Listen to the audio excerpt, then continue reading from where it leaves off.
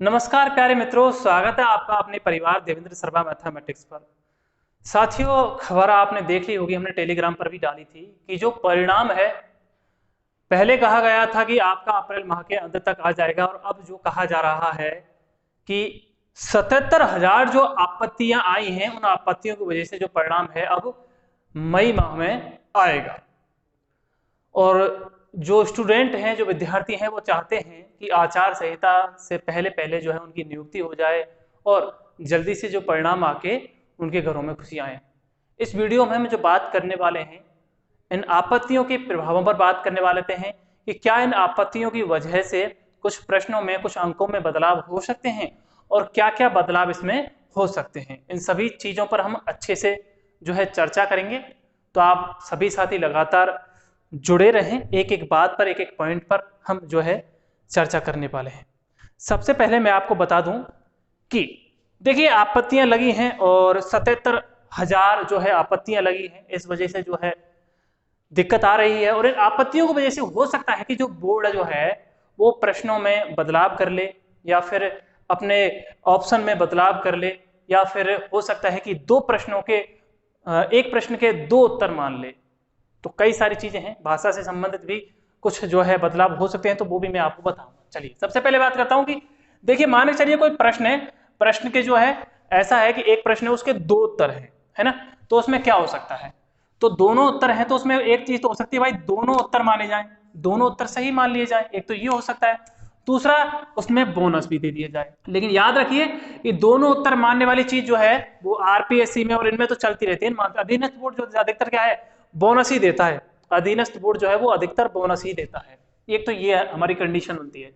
एक क्या है कि प्रश्न अगर गलत है, या तो प्रश्न ही गलत है या फिर मान के चलिए ऑप्शन सही नहीं है, यानी या तो प्रश्न गलत हो, पूरी तरीके से जो पूछा है वो सही तरीके से नहीं पूछा, या उसके चारों ऑप्शन गलत हो प्रश्न के अकॉर्डिंग, तो फिर उसमें क्या होगा, तो फिर सीधा सा बात है कि तो प्रश्न डिलीट ही होगा।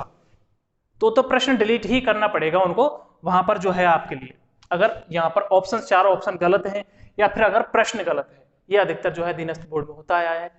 इसके अलावा जो है क्या हो सकता है कि प्रश्न अगर हिंदी भाषा में तो गलत है, प्रश्न हिंदी भाषा में तो गलत है, लेकिन उसकी जो इंग्लिश भाषा थी उसमें वो प्रश्न सही है, इंग्लिश में वो सही है। तो वहां पर प्यारे साथियों, ना तो आपको वहां पे बोनस मिलेगा, ना वो प्रश्न डिलीट होगा, उसका कुछ नहीं होगा। वहां पर आपको जो इंग्लिश भाषा को मान्य करते हुए इंग्लिश भाषा के हिसाब से उसमें ऑप्शन को मान्य किया जाएगा। वो ना तो प्रश्न डिलीट होगा, ना ही उसमें आपको बोनस मिलेगा। तो ये सारी चीजें हैं। कई सारे साथी पूछ रहे थे कि क्या इसमें कुछ हो सकता है, तो निश्चित तौर पे बदलाव हो सकते हैं। ये बदलाव हैं जो मैंने आपको बताए थे। तो इन की वजह से और आपका जो परिणाम है वो भी मैंने आपको बता ही दिया है। भाई लेवल 2 में अगर आपत्तियों की हम बात करें, तो लेवल 1 और लेवल 2 में कुल मिलाकर जो है 77,939 आपत्तियां जो है आपकी दर्ज की गई हैं। और 77,939 आपत्तियों को जो है आपको पता है कि जांचने में, देखने में बोर्ड को टाइम तो लगता है, और इसी वजह से जो है वो बता रहे हैं कि परिणाम में देरी हो रही है। ठीक है, तो और आपको पता है कि जो 96,000 हमारे साथी हैं जिनका दस्तावेज सत्यापन होना है, वो सभी इंतजार कर रहे हैं कि जल्दी से जल्दी उनका दस्तावेज सत्यापन हो, उनको नियुक्ति मिले। तो ये सारी चीजें इसमें हो सकती हैं।